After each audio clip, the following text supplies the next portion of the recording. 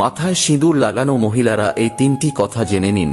কথিত আছে মেয়েরা সিঁদুর লাগালে তাদের স্বামীর আয়ু বৃদ্ধি পায় এবং সংসার সুখের হয়। তবে ভুল করেও সিঁদুর লাগানোর সময় এই তিনটি কাজ করবেন না, না হলে হিতে বিপরীত হয়ে স্বামীর প্রাণ সংকট হতে পারে।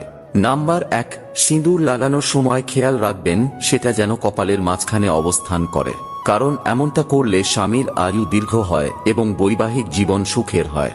নাম্বার 2, বিবাহিত মহিলাদের এই বিষয়ে বিশেষ যত্ন নেওয়া উচিত যে সিঁদুর লাগানোর সময় কখনো দাঁড়ানো অবস্থায় এটি লাগাবেন না, বরং আরাম করে বসেই সিঁদুর লাগানো উচিত। এছাড়াও সিঁদুর লাগানোর সময় আপনাকে অবশ্যই একটি টিপ পড়তে হবে।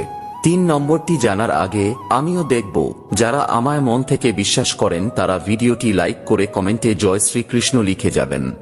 নাম্বার 3, বিবাহিত নারীদের সব সময় এটি খেয়াল রাখা উচিত যে তাদের সিঁদুরের বাক্স যেন কোনো জায়গা থেকে ভাঙা না থাকে।